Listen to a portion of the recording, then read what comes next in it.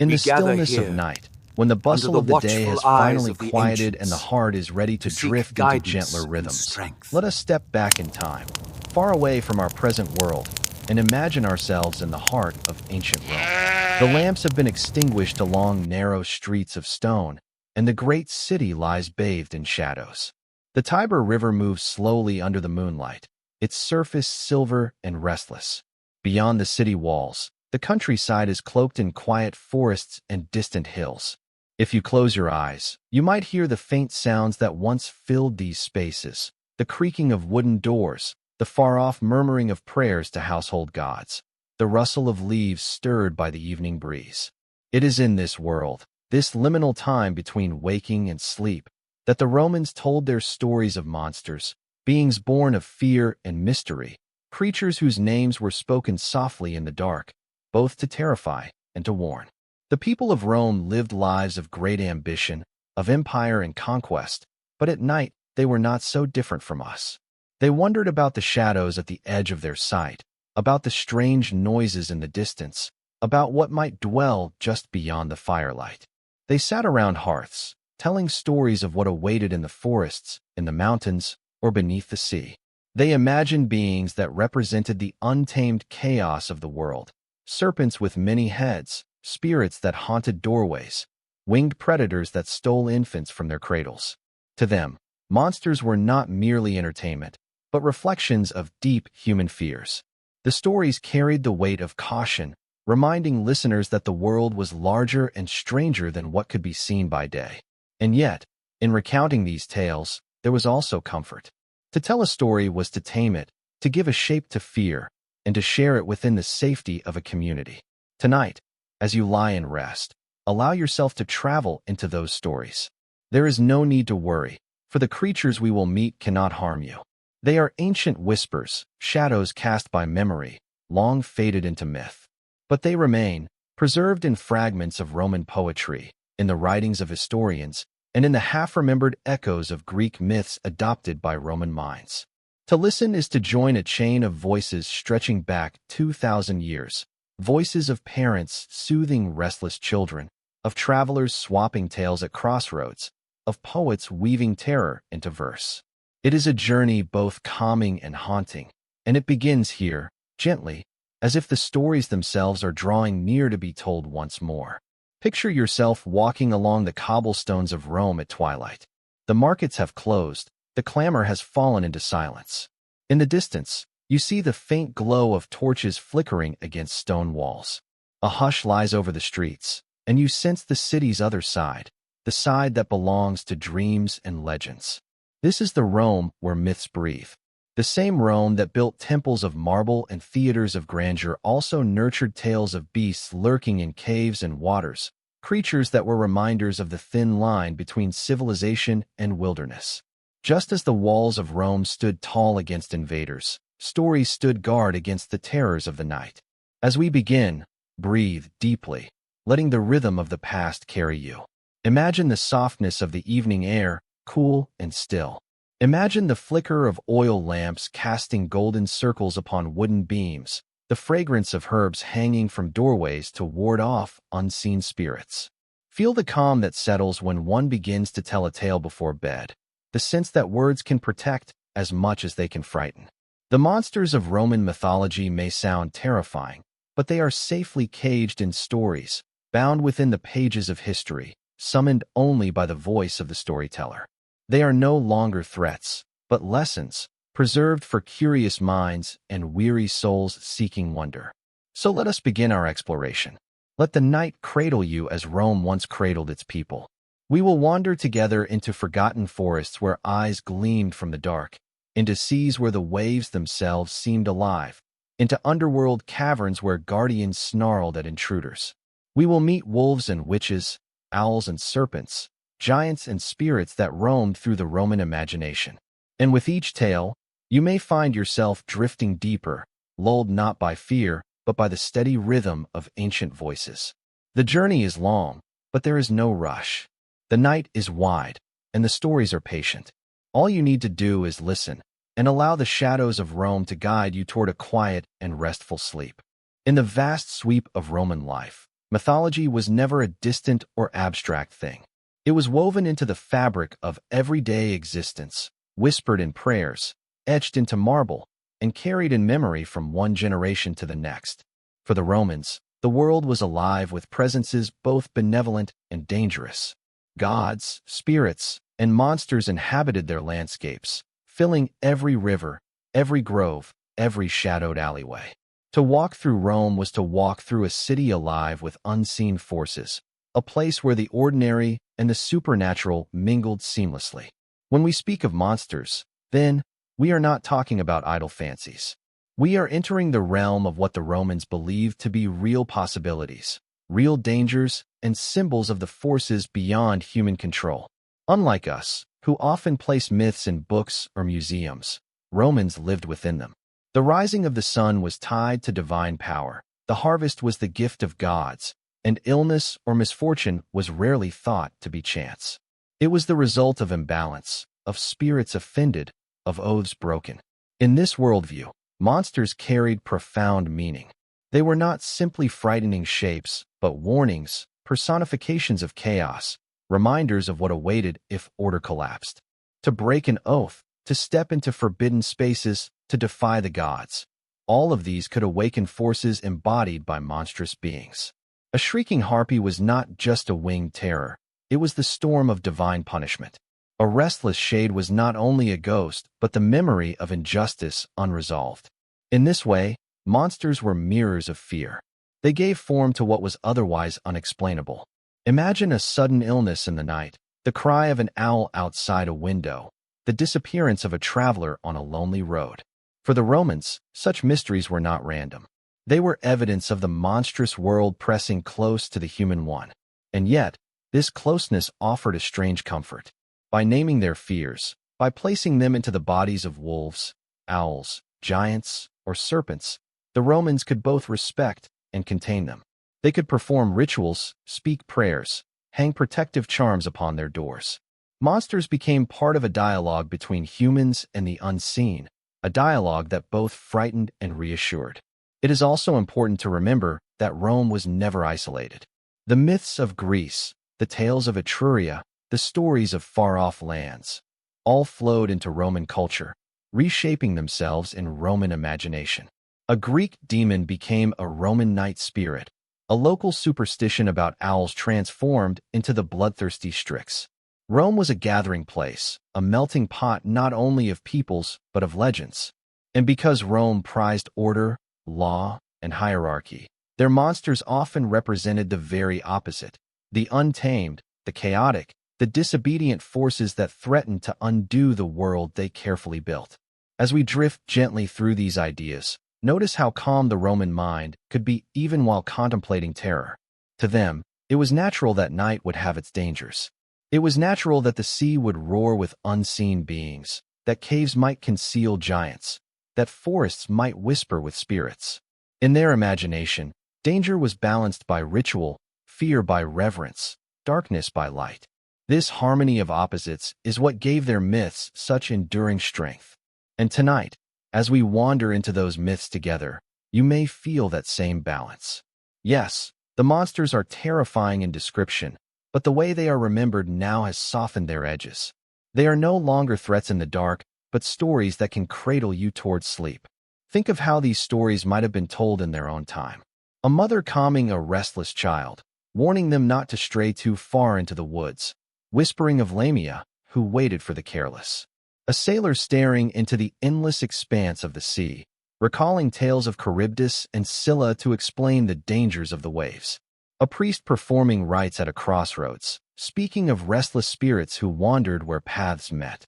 Each moment, each story, was not just about fear, but about anchoring life in meaning. The monsters were never entirely outside of humanity. They were symbols of the choices people made, of the fragile order that had to be preserved, of the thin boundary between safety and chaos. When we listen to these stories now, it is easy to imagine the emotions they carried. A candle guttering in the corner of a darkened room, the slow voice of a storyteller weaving images that rose and faded in the mind. Fear, yes, but also fascination, the quiet thrill of wondering what lurked beyond the safety of the fire. In this way, monsters of Roman mythology were companions of the night. They lived not only in the imagination but in the rhythm of daily life. Their presence reminded Romans of the fragility of human existence, and in naming them, in telling their stories, they created a kind of peace. And so, before we begin our encounters with each creature, it is important to rest in this understanding. We are not stepping into random tales, but into a worldview, a way of life where fear and faith were bound together. Monsters, in Rome, were not accidents of the imagination. They were teachers, guardians of the boundary between order and chaos, messengers of what must never be forgotten. Tonight, they come not to frighten you, but to guide you, softly and calmly, into their world. Let the rhythm of their stories soothe you, the way it soothed countless listeners long ago. For in their shadows, we may find not only terror, but a pathway toward wonder, and a gentle invitation to surrender ourselves to sleep. When the sun set beyond the hills of Italy and the sky deepened into velvet blue, the Romans looked upon their world with eyes both familiar and wary. By day, fields, rivers, and roads were places of ordinary labor and travel. But at night, the same spaces transformed into realms of uncertainty, where imagination stretched beyond what was known. It is in this twilight shift that monsters often emerged. For the Romans, the wilderness was never simply empty space. The deep forests, the rolling seas, the hidden caves, all were thresholds into the unknown, places where human laws and Roman order did not apply. To speak of monsters, then, was to speak of the landscapes that nourished them. Forests in particular carried a strange duality. By day they offered wood for building, shade for travelers, and game for hunters. By night, they became territories of whispers and unseen eyes. The Romans inherited from earlier cultures the belief that groves were sacred, sometimes holy to the gods, but also dangerous to trespassers. Within those shadows, the human mind gave shape to fears, glowing eyes of wolves between the trees, satyrs lurking with mischievous laughter, or more sinister spirits waiting to lead wanderers astray. The farther one stepped from the ordered lines of the city into the dense woodland, the closer one came to chaos itself. The sea, too, was a place of awe and dread. The Romans were not always a seafaring people by instinct, but the empire they built relied upon ships and trade routes that carried them across waters vast and uncertain. Out at sea, far from the land, even the bravest sailor might feel the stirrings of unease. The horizon stretched endlessly, the waves rose and fell like breathing giants, and storms could gather without warning. Here, the imagination placed monstrous forms beneath the surface, whirlpools that swallowed ships whole, serpents that coiled around vessels, unseen hands that dragged men into the depths. In the roaring of waves, they heard the voice of Charybdis. In the jagged spray, they imagined Scylla reaching with her many snapping mouths. To travel by sea was to acknowledge that one was trespassing into a world that belonged to ancient, untamed powers. Caves and mountains were no less fearsome. The smoke curling from fissures in the earth suggested hidden fires, places where giants or fire-breathing creatures might dwell. Caverns became lairs for beings like Cacus, while mountains were seen as barriers between human lands and the dwelling places of gods or monsters. Even the quiet spaces carried a kind of weight. A pool at night could mirror the stars, but it might also be thought of as a gateway into the underworld, an opening through which spirits could slip into the mortal world. For Romans, landscapes were alive, and to enter them without respect was to risk awakening forces one could not control. It is important to imagine how these places felt, not with the clear eyes of modern maps, but with the softer gaze of those who lived in constant contact with mystery. Picture yourself on a Roman road at dusk, a thin ribbon of stone stretching into the horizon. On either side, dense forest rises. The air is cool and heavy with the smell of earth and pine. Every sound seems sharper. The crack of a twig, the rustle of leaves, the distant call of an owl. You clutch your cloak tighter and hurry along, whispering a prayer to the household gods that they will guide you safely home. In such a moment, how easy it would be to believe in spirits hiding among the branches, in monstrous wings brushing silently overhead. Or picture yourself aboard a Roman ship, sails furled as a storm gathers. The sea is dark, the stars hidden by cloud, and lightning briefly illuminates the endless expanse of water. The ship creaks and groans, and the sailors cross themselves in ancient gestures, calling out to Neptune for mercy. Every shadow upon the waves seems like the ridge of a serpent's back, every swirl of current a hungry whirlpool waiting to drag the vessel down. In that vulnerable hour, belief in monsters is not foolish. It is natural, a reflection of the awe and fear that the untamed sea inspires. To the Romans, then, monsters were inseparable from place. They lived not in some distant, abstract world, but in the very landscapes that surrounded them. Monsters gave language to the fear of being lost, to the terror of storms, to the dangers of wild animals, to the unpredictability of nature itself. When a traveler vanished in the mountains, it was easier to imagine a monster had taken them than to accept the silence of the unknown. When ships never returned from a voyage, it was the maw of Charybdis or the clutch of Scylla that had claimed them. In giving faces and names to the wilderness, the Romans could make sense of the senseless. Yet, even in these fearful imaginings, there was beauty. The forest, though shadowed, was also sacred, filled with the presence of gods. The sea, though monstrous, carried trade and adventure, opening pathways to new lands. The mountains, though ominous, stood majestic and eternal. The monsters of Roman imagination, then, were never purely dreadful.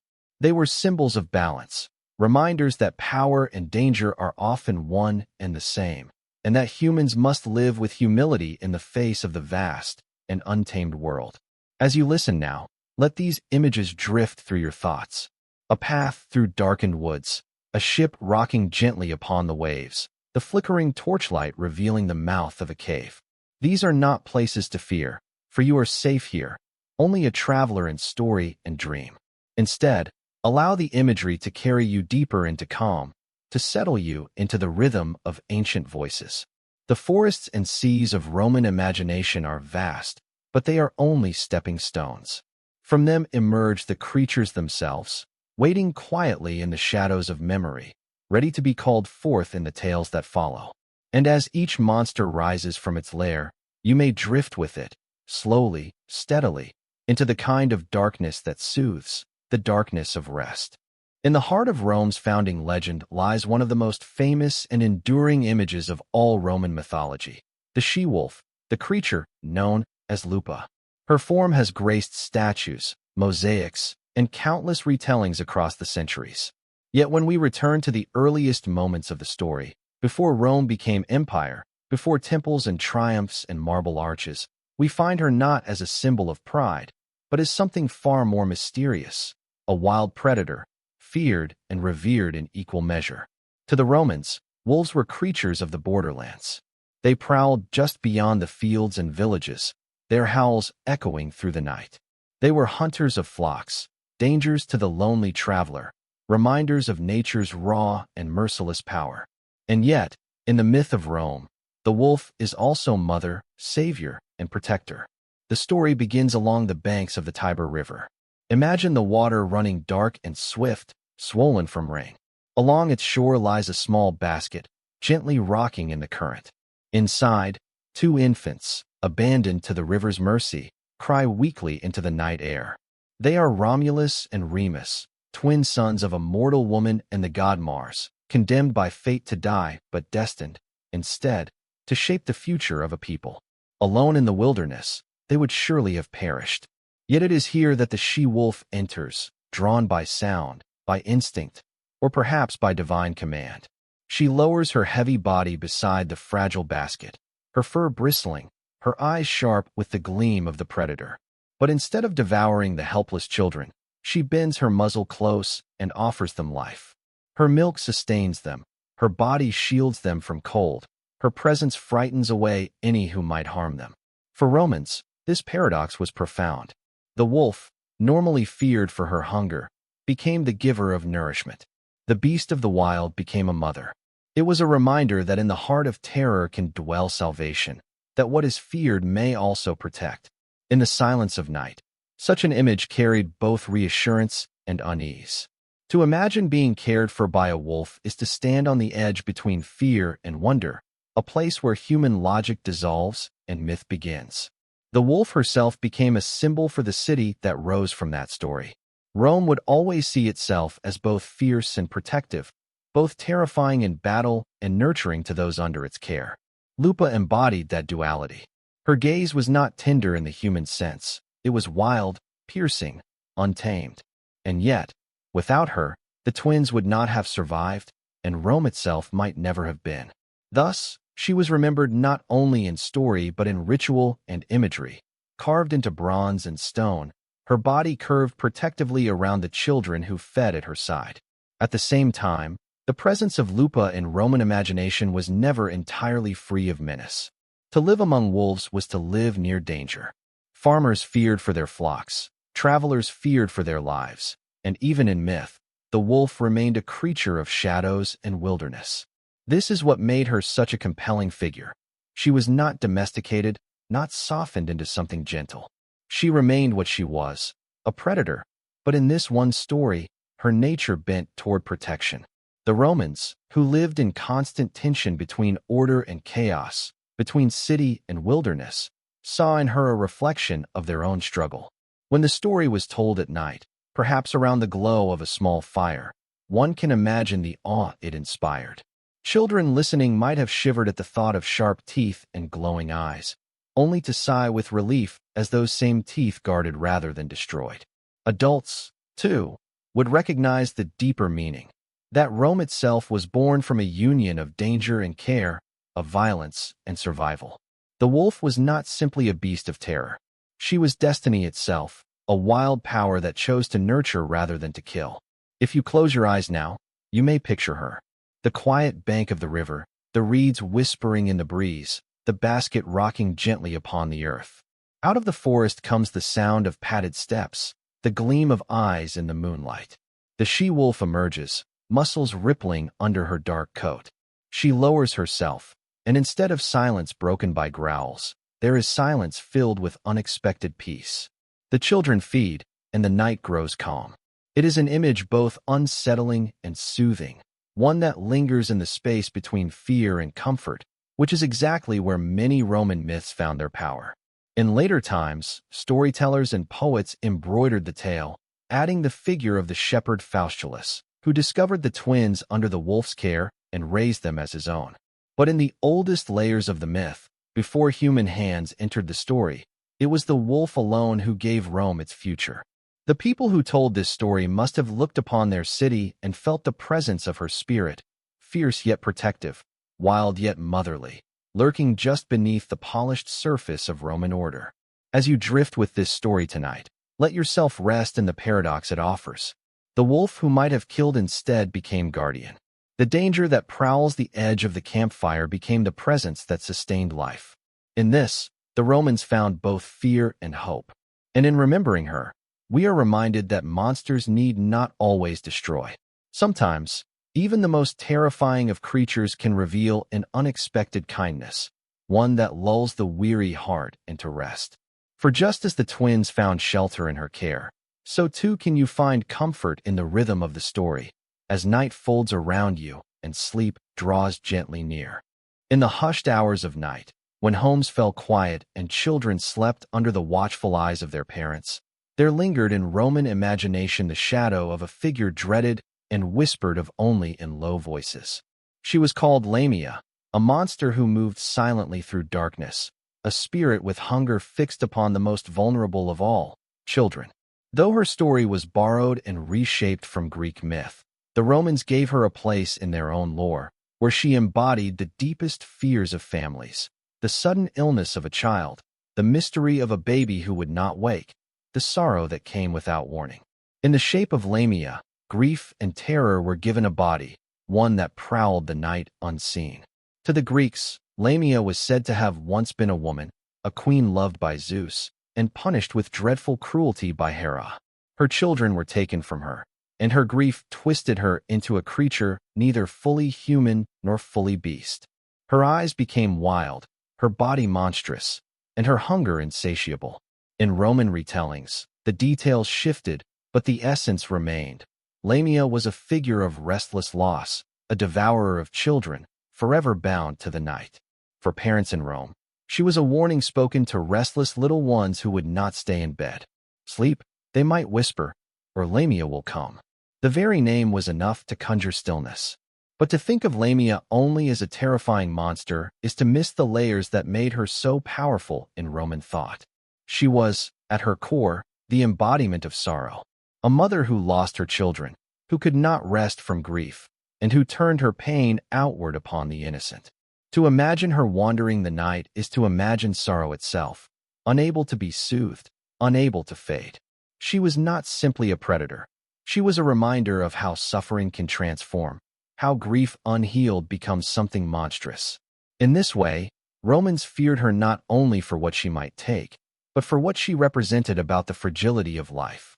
Picture the scene as it may have lived in Roman minds. A quiet room, the flicker of a single lamp, a child asleep under woven blankets. Beyond the walls, the night is deep, filled with the distant cry of an owl. Somewhere in the dark, unseen footsteps fall softly upon the earth. A shadow shifts at the window, and though no sound follows, an anxious heart beats faster. The Romans did not need to see Lamia to feel her presence. She lived in the fear that night always carried, the fear that something could slip silently into safety and steal away what was most precious. And yet, the telling of her story served a purpose beyond fear. In a world where medicine was limited, where childhood illness was common and loss frequent, Lamia became a way to explain the inexplicable. A sudden fever was not random. It was the touch of Lamia. A child's restless dreams were not meaningless. They were her whispers in the dark. By naming the fear, by imagining a monster who caused it, Romans could endure the chaos of grief with a measure of understanding. Even in terror, there was a form of order, a way to say, "This sorrow has a face, this sorrow has a name." For children, Lamia was a figure who demanded obedience. The threat of her coming kept them within the safety of their beds, wrapped in sleep, close to the protection of their parents. In this way, she was both feared and useful. The more vivid her story, the more carefully little ones would listen, and the more secure parents felt in guarding them from the wild unknown. As you drift through these ancient images, let yourself see Lamia not only as horror, but as symbol. She is the sharp edge of grief, the embodiment of loss, but also a reminder of how stories carry pain so that it does not overwhelm. To the Romans, telling of Lamia was a way to make sense of tragedy, to give voice to their deepest anxieties. And tonight, in recalling her, we do not summon fear into the room. We summon understanding. We allow the story to hold sorrow gently, to cradle it in the rhythm of myth, so that it no longer prowls but rests quietly in the imagination. Imagine her again, but softened. No longer the predator at the window, but the shadow of a mother who mourns. Her steps slow, her hunger quieted, her form dissolving back into the folds of story. She becomes part of the night itself, a whisper carried on the breeze, fading as sleep grows deeper. In this softened telling, she is not a threat, but a reminder that fear, too, can be eased when spoken aloud, that grief can find rest when given shape in myth. The Romans may have feared Lamia, but in remembering her now, we can let her story become something else, a quiet companion for the night, a tale that begins in terror but ends in calm. For even the darkest myths, when retold with care, can lull the mind into stillness. So let Lamia's shadow pass across your thoughts like a cloud across the moon, dark for a moment, then drifting away, leaving the sky clear and soft. The night is long, but it is gentle. The monsters of Rome cannot touch you. Their stories, even Lamia's, exist only to carry you deeper into safety, into slumber, into the peaceful silence where no shadow may follow. In the tapestry of Roman myth, woven together from their own traditions and the stories borrowed from Greece, one of the most unsettling figures was that of Impusa. She was not as well known as the Wolf of Rome or as enduring as Medusa, but for those who whispered her name, she was a nightmare given form. Impusa belonged to the night, to the realm of shadows and uncertainty.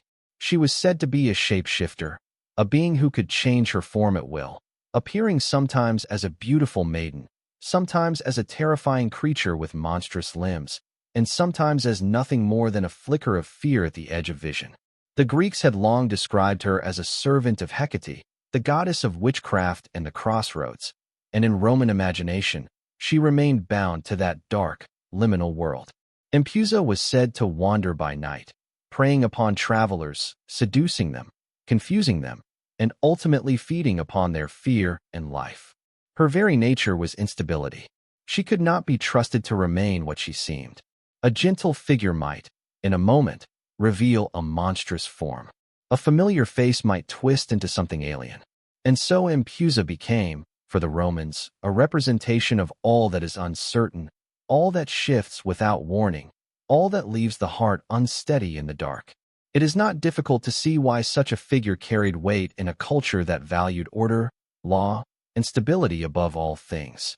To the Romans, Impusa was more than a frightening monster. She was the embodiment of chaos, the fear that what we see and believe might dissolve before our eyes. Imagine walking alone along a quiet road at night, the stars above dim behind drifting clouds. Ahead, a woman appears, her figure graceful, her voice soft. Relief warms the traveler's heart. They are not alone. But as she draws closer, her footsteps falter strangely, one light, one heavy, as though her very body is uneven. Then, in the flicker of torchlight, the traveler sees what was hidden, one leg of flesh, the other of gleaming bronze, and in that instant the comfort of company becomes the horror of being hunted. This was the vision of Impusa. But like Lamia, Impusa was more than a tale of terror. She also served as warning and lesson. Romans understood her as a test of perception, a reminder not to trust appearances blindly, not to wander unprepared into places where danger might be waiting. Her shape-shifting nature spoke to the instability of life itself, how quickly fortunes might change, how easily what seems safe can turn uncertain. In this way, the story of Impusa was not just frightening but also protective, guiding listeners to caution and awareness. As you hear her name now, let it drift softly through your imagination. Impusa, a word that carries the sound of footsteps fading in and out, sometimes near, sometimes far, never entirely steady. In her, the Romans gathered all their unease about the shifting world, the fear of deception, the fear of betrayal, the fear that what one loves might reveal another face. And yet, by telling her story, they also contained those fears. They placed them within the body of one creature, gave them limits, gave them shape, and by doing so, made them less overwhelming. Impusa was said to take pleasure in frightening mortals, feeding on their panic as much as their flesh. And yet, even she could be dismissed. In some tales, travelers drove her away simply by mocking her, laughing at her strange form until she vanished into the night. There is something deeply human in this, an acknowledgement that even our greatest fears can sometimes be dispelled not by weapons or strength, but by the lightness of laughter, by the refusal to grant terror too much power. Perhaps this is why parents told the story of Impusa not only to frighten, but also to reassure. For if even a nightmare could be banished with laughter, then perhaps the night itself was not so dangerous after all. Close your eyes and imagine her one last time, not as a monster at the roadside, but as a shadow dissolving back into the folds of dream. Her footsteps, uneven and haunting, grow softer, fading into silence. The bronze gleam of her leg dims, swallowed by the dark. The shifting forms she wears settle, like ripples fading on water. She is gone, not because she has taken what she sought, but because stories are stronger than shadows. The Romans believed that in speaking of her, in naming her, they held a measure of control. And so we too, in recalling her tonight, hold her safely in words. In the rhythm of bedtime storytelling, Impusa ceases to be a threat. She becomes instead a reminder of life's uncertainties, of the way appearances deceive, of the wisdom of caution. But here, within the safety of story, her danger is softened. She is not outside the window, not upon the road, not waiting in the shadows. She lives only in imagination, and there she may be allowed to rest. So let her story pass gently through you, like a dream already fading. The monster who could become anything is now nothing more than words, drifting into stillness. The night grows quiet.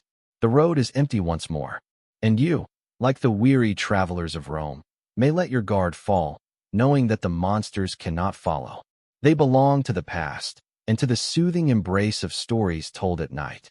Let Impuse's shifting shapes dissolve, let her footsteps fade, and let sleep come, steady and sure, where no shadow may intrude. In the stillness of the Roman night, when the fires burned low and even the dogs lay silent in the courtyards, there was one sound that could chill the heart more than any other: the cry of an owl. To the Romans, owls were not simple birds. They were omens, messengers of death, creatures whose voices broke the peace of the night with warning. And among the most feared of all night spirits was the Strix, a monstrous being imagined as part bird, part demon, with wings that rustled through the darkness and eyes that gleamed like embers. The Strix was said to hunger for blood, especially the blood of infants, and to hover near windows, peering in with its unblinking gaze. For the Romans, this was no idle fancy. Ancient writers spoke of the Strix with seriousness, describing it as a bird with a crooked beak and talons sharp as knives, a thing of unnatural appetite. It was not a creature of daylight, but of shadow, feeding when the world was most vulnerable, when homes were quiet and children slept. Parents feared its presence and kept charms at the bedside, muttering protective words to guard against its invisible approach. Even the simple sound of wings in the night could stir unease, for it was easy to imagine that such a noise belonged not to a harmless bird, but to the dreaded Strix. Yet behind this terrifying vision lay the natural mysteries of the night. The call of owls, echoing strangely through stone streets and quiet fields, sounded eerie to ancient ears. Their glowing eyes reflected torchlight like fire, and their silent flight gave the impression of ghosts moving without sound. For people who lived close to nature, every unexplained cry, every flicker of shadow, seemed touched by the supernatural. The Strix, then, became a way to understand the unease of nighttime, to give form to the unsettling sounds that rose from the dark. Imagine a Roman household preparing for rest.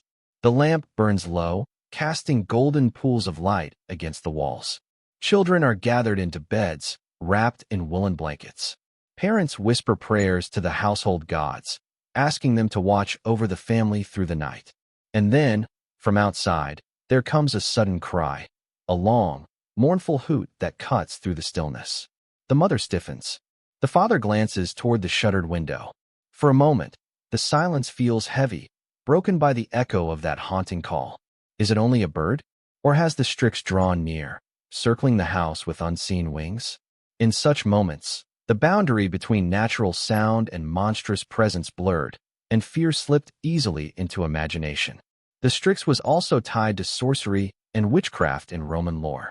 Some believed witches could summon the creature, sending it to torment their enemies, to drain the strength of infants, or to bring sickness into a household.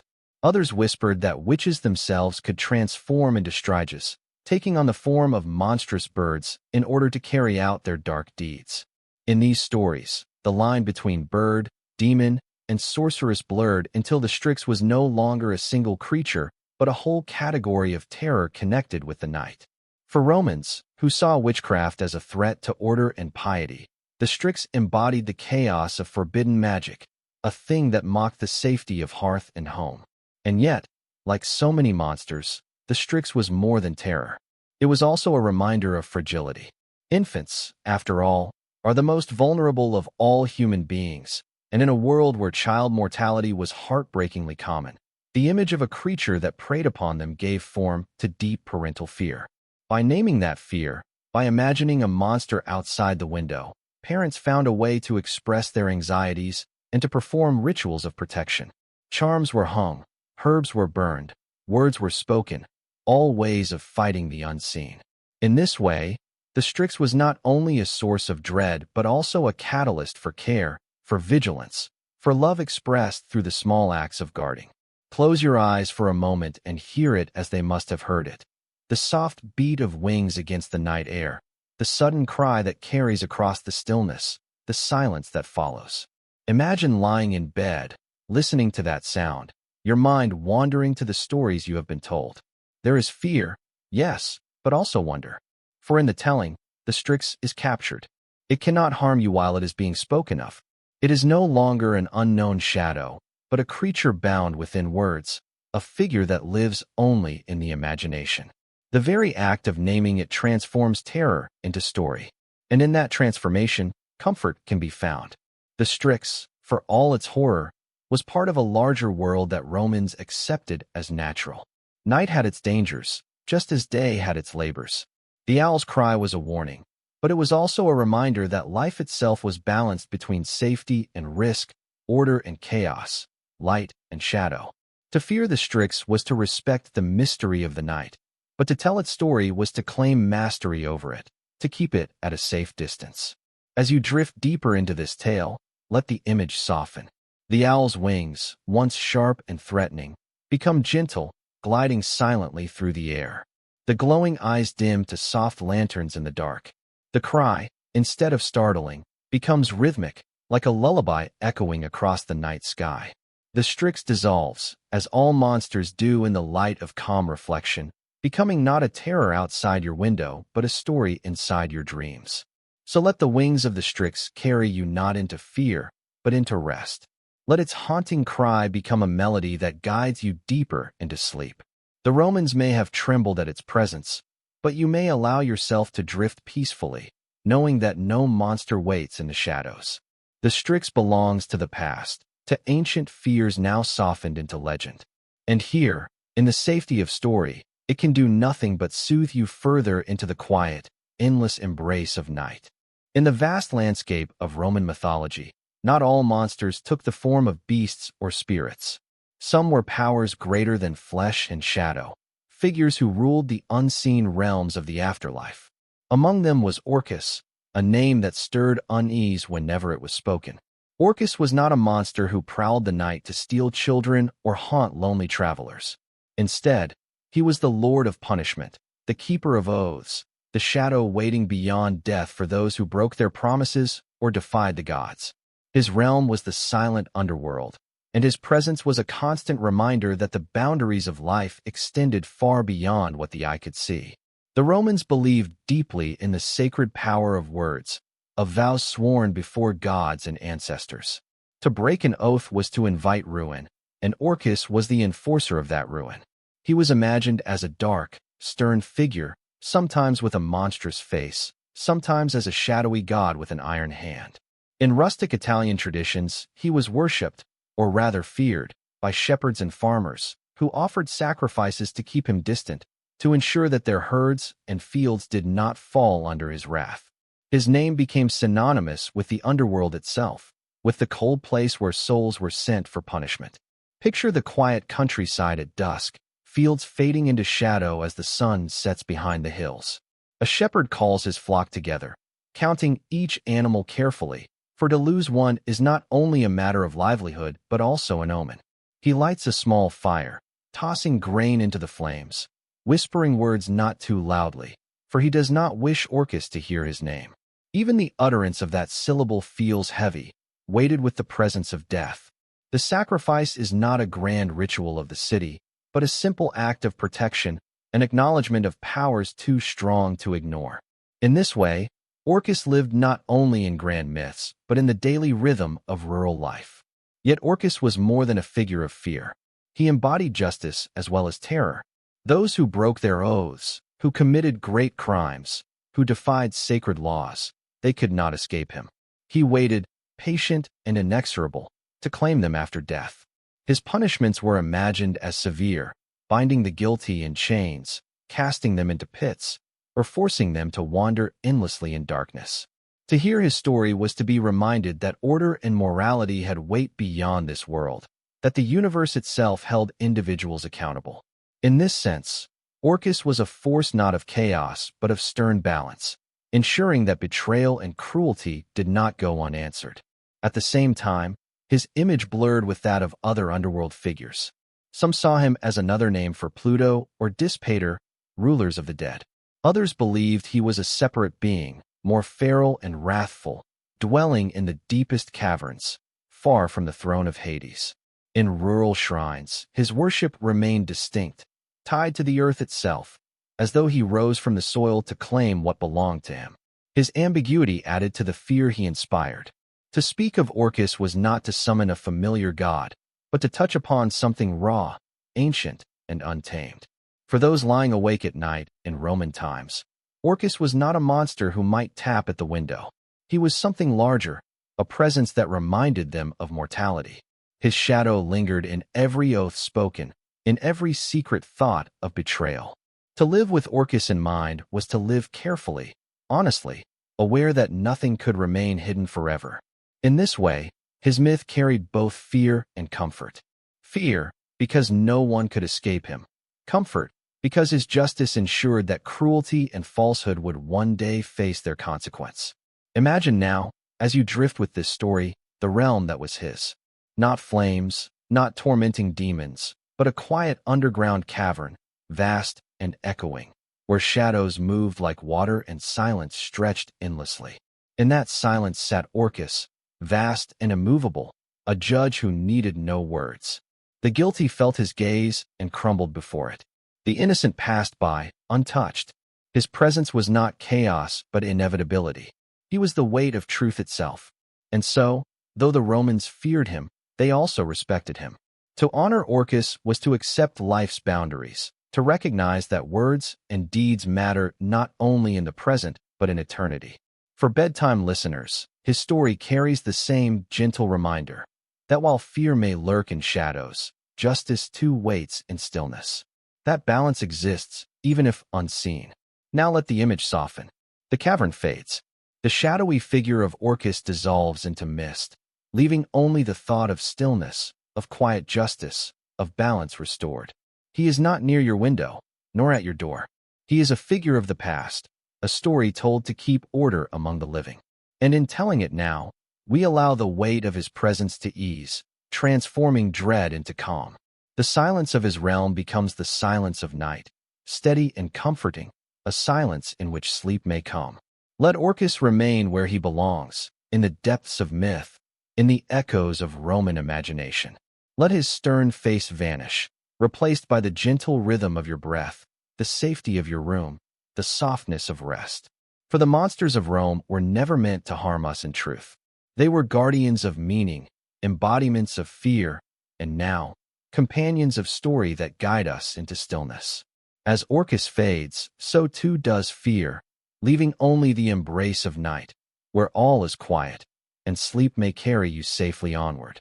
In Roman and Greek imagination, there were creatures that did not prowl the earth or haunt the underworld, but instead rode the very winds themselves. These were the Harpies, beings of storm and hunger, winged spirits who swept down from the sky with cries that pierced the heart. The Romans inherited their legend from the Greeks, yet made them their own, weaving them into the tapestry of fear and awe that surrounded the natural world. To hear the roar of sudden winds, to feel the sting of rain driven sideways by a storm, was to sense the presence of these creatures, half woman, half bird, fierce and relentless. The word harpia itself suggested snatchers, for they were known to steal, to seize, to carry away. In stories, they were said to descend upon feasts, fouling the food with their claws, stealing away morsels before human hands could touch them. They embodied sudden loss, the way a storm could strip away crops, overturn boats, and scatter carefully prepared goods. To the Romans, living close to the rhythm of nature, these images were more than myth.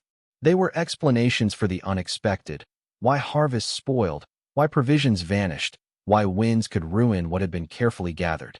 But the Harpies were not only destroyers. They were also messengers of punishment, instruments of divine will. In some tales, they pursued wrongdoers endlessly, hounding them with shrieking cries, driving them from place to place without rest. Their wings beat like thunder, their voices echoed like the wail of the gale.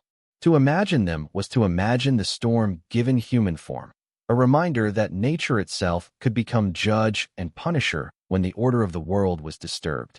Picture a Roman port town on the edge of the sea. Ships rest at anchor, their sails furled, while merchants unload goods upon the docks. The day is calm, the water gleams with sunlight. Then suddenly, the wind shifts. Dark clouds gather at the horizon. The air grows heavy, charged with invisible energy. A cry is heard, shrill and piercing, cutting through the noise of the harbor. The sailors glance upward, crossing themselves, muttering prayers. For though they see only storm clouds, they imagine wings within them, vast and beating, bringing with them the dreaded harpies. In moments, the storm will break, and whatever is not secured will be taken, scattered, claimed by the sky. Yet within this terror there was also poetry. The harpies were not random beasts. They were embodiments of the storm, and storms themselves carried a strange, sacred rhythm. To hear the wind howl through the streets was to hear the voice of something greater, something beyond human control. The harpies personified that wildness, allowing mortals to tell stories about forces too vast to master. And in telling, the fear of those forces was softened. A storm was not merely destruction. It was the beating of wings, the passing of spirits, the breath of myth moving through the world. For the Romans at bedtime, the harpies became part of whispered tales, a way to explain to children why storms rattled shutters and tore at rooftops. It is only the harpies, they might say, rushing past on their endless hunt. And in that framing, the storm's chaos gained a kind of order, a narrative that allowed the listener to rest more easily. The unknown became known. The roar of the wind became the flapping of wings, and the unease of the night became a story, contained and familiar. As you hear their name now, imagine not the shrieking terror of pursuit, but the distant hum of wind through the trees, steady and low. The harpies, once feared as clawed women with ragged feathers, transform into symbols of nature's power, passing far above, leaving only their echo behind. Their hunger, once imagined as dreadful, is softened into the gentle rustling of leaves, the soothing sound of air moving through branches. In this softened vision, they no longer bring fear but calm, reminding us that storms too must pass, that winds eventually fall to stillness. And so the harpies remind us of the balance between fury and peace. They embody the suddenness of loss, the sharp edge of punishment, but they also carry within them the promise of movement, of change. No storm lasts forever. No shrieking wind continues without end. The harpies, like all monsters, dissolve when the tale concludes, leaving only the quiet night behind. Close your eyes and imagine them now as they fade into distance. Their wings no longer thrash but glide. Their voices no longer shriek but blend with the soft rhythm of breath. The storm has passed. The sky is clear once more.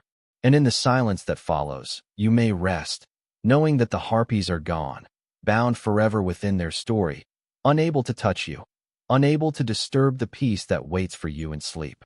In the Roman imagination, not all monsters were spirits of the night or omens carried upon the wind. Some were creatures of brute strength, figures so vast and terrible that their very footsteps shook the ground. Among these stood Cacus, a fire-breathing giant who made his home in the caves of the Aventine Hill. His name became woven into the legendary fabric of Rome itself, for he was not merely a monster of shadowy myth, but an opponent defeated by one of the greatest heroes of all, Hercules. Cacus was said to be the son of Vulcan, the god of fire and the forge, and in him the violent, uncontrollable side of fire burned fiercely. Where Vulcan shaped fire into tools and art, Cacus embodied its destructive, consuming aspect. He dwelled in a cavern near the Tiber River, a place dark and echoing, where smoke and sparks often rose from its depths. Travelers whispered that his breath could set trees alight, that his roar sounded like a furnace erupting, and that no one who entered his domain left unscathed. But Cacus was not merely content to dwell in solitude. He was a thief, preying upon herds and stealing cattle from the unwary. The tale most often told was that of Hercules, fresh from one of his great labors, driving a herd of cattle through Italy. Cacus, overcome by envy and greed, swooped down from his cave and seized some of the animals, dragging them backward into his lair so that their tracks would be hidden. It was a clever trick, but not clever enough to fool the hero. When the stolen cattle lowed from within the cavern, their cries betrayed the giant's crime, and Hercules turned his fury upon him. The battle between Hercules and Cacus became one of Rome's most enduring myths. Imagine the scene: the giant, his cave glowing with the heat of unnatural fire, the hero standing before it with club in hand. Smoke billows into the air, the ground trembles with Cacus's roars. Flames lick at the cave's mouth, as though the very earth is alive with anger. And through it all, Hercules presses forward, fearless, determined, striking blow after blow until the monster falls. The cavern shakes one last time, then grows silent, and the cattle are freed. To Romans, this story was more than entertainment. It was a symbolic victory, a reminder that chaos and destruction could be conquered by strength and courage. Cacus represented everything wild and untamed: fire that burned without control, greed that consumed without restraint. Hercules, in defeating him, embodied order, discipline, and the triumph of civilization over chaos. That the battle was said to take place on the Aventine Hill, one of Rome's own 7 hills, gave the myth special weight, tying the city itself to this triumph of hero over monster. But for all his terror, Cacus was not a distant figure of imagination. For those who lived near the Aventine, his presence lingered in the caves and rocks. The smoke that sometimes rose from fissures in the ground, the strange shapes of stone, the dark hollows where the sun never reached, all could be explained as the remnants of his lair. To tell his story was to give meaning to the land itself, to explain the landscape through myth. And so Cacus became part of Rome's very geography, his defeat woven into the soil of the city. At bedtime, however, the tale softened. Parents told their children not only of the terrifying giant, but also of the hero who overcame him. In this way, fear was balanced with reassurance. Yes, monsters might lurk in caves, breathing fire and shaking the ground, but they were not invincible. There was always a champion strong enough to stand against them, always light to drive away shadow. To hear of Cacus was to feel fear, but to hear of Hercules was to feel safe once more. As you listen now, imagine the cavern not as a place of terror, but as a place of silence. The fires that once roared there have gone cold. The giant's footsteps no longer echo. His shadow is gone, leaving only stone and quiet. The cattle graze peacefully once more, the hero rests, and the hill is calm beneath the night sky. The monster has become only a story, and the story itself has become gentle, guiding you deeper into rest. Cacus, once a figure of roaring flame, is now only a whisper in the long memory of Rome. His fire no longer burns, his roar no longer shakes the earth. What remains is the reminder that chaos, however fierce, can be overcome, and that every storm of flame gives way to calm. As his story fades, let its embers dim into stillness, leaving only the steady warmth of safety. So drift now, as the Aventine drifts into quiet. The cave is empty, the night is peaceful, and the fire-breathing giant has vanished into myth. You are safe, carried not into fear but into sleep, guided by the ancient voices of Rome, where even the fiercest monsters have no power but to lull you into dreams. In the long history of Rome, not every monster came from within its own imagination. The Romans were inheritors of many traditions, and among the most powerful was that of the Etruscans, the people who had lived in Italy before Rome rose to power. From them came gods, rituals, and spirits that lingered in Roman thought, reshaped but never forgotten. One of the darkest of these was Charon, the demon of death, a figure whose grim presence lingered at the very threshold of the underworld. Charon was not a gentle guide. In Etruscan art, he was painted with a twisted face, tusks like a beast, a hooked nose, and skin of sickly blue or gray. In his hand he carried a hammer, not to build or shape, but to strike. He was the enforcer of death, the one who ensured that no soul could turn back once it had crossed the boundary. Where the Greeks imagined Charon, the ferryman who rowed souls across the river, the Etruscans imagined Charon, fiercer, more terrible, less a helper and more a hunter. When Rome absorbed Etruscan beliefs, the image of Charon crept into their stories as well, a shadow that hovered at the edge of death.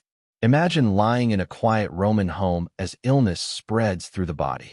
The family gathers near, offering prayers, burning incense, speaking words of comfort.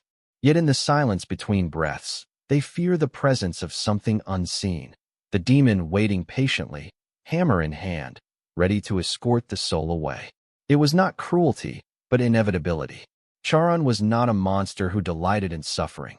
He was a force, unyielding, impossible to resist, the embodiment of death's certainty.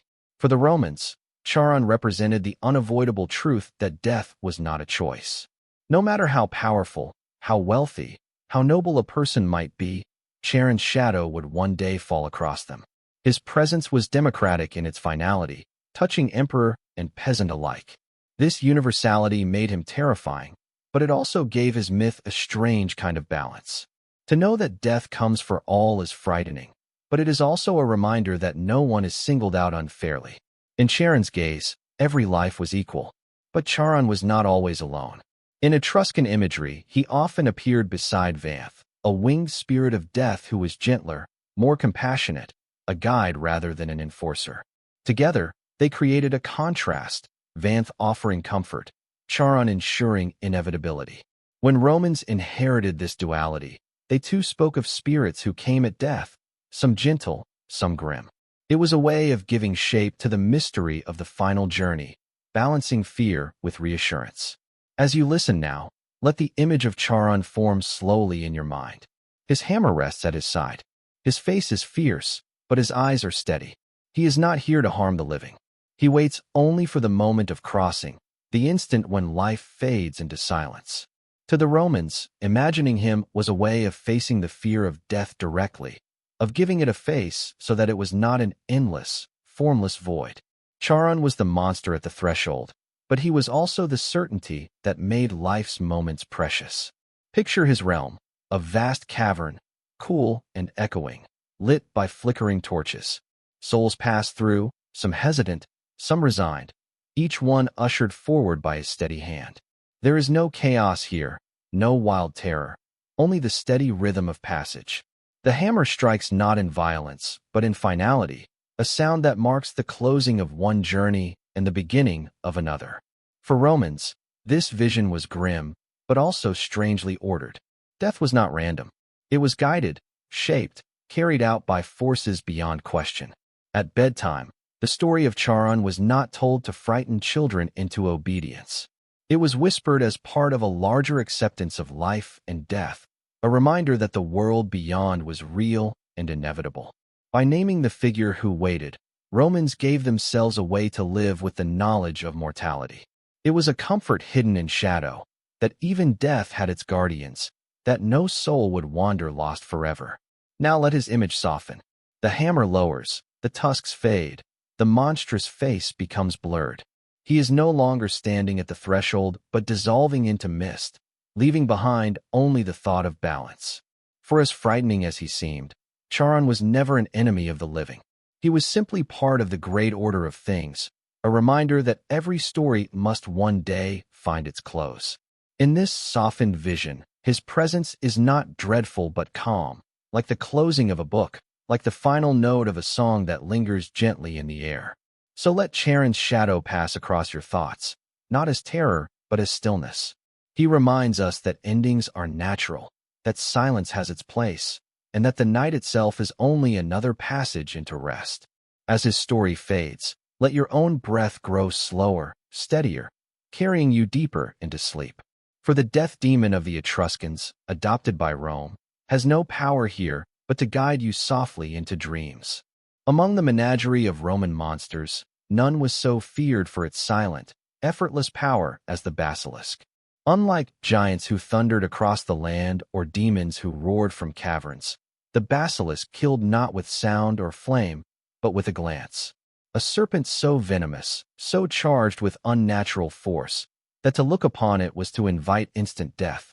The Romans borrowed this creature from older Greek and Near Eastern traditions, yet in their stories it grew sharper, more terrible, a creature so small yet so mighty that it embodied the paradox of hidden danger. The basilisk was not a monster of enormous size. In fact, it was often said to be no larger than a snake coiled in the grass. Some descriptions even made it appear like a cockatrice, part serpent, part bird, its head crowned with a strange crest, as if to mock the regal crown of kings. Its power lay not in its fangs or its coils, but in its very presence. To meet its eyes was to end a life instantly. Plants withered, rivers turned poisonous, and the ground itself seemed to die beneath its passage. The Romans imagined the basilisk dwelling in desolate places, stretches of land where no birds sang, no animal dared linger. Travelers spoke in hushed tones of barren patches of earth where the creature was believed to have passed, leaving behind silence and decay. To encounter such a place was to feel one's heart grow uneasy, as if the air itself carried a warning. The basilisk, unseen yet sensed, was the very embodiment of dread that required no roar, no strike, only a gaze. Legends tell of its vulnerability, though even these carried the flavor of paradox. The basilisk was said to be destroyed by the crowing of a rooster, its natural opposite. Some whispered that the scent of certain herbs, or the glare of mirrors reflecting its own deadly stare, could defeat it.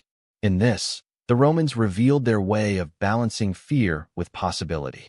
For every terror, there was a countermeasure, however fragile. Even the most dreadful creature could be undone by something as simple as the dawn cry of a farmyard bird.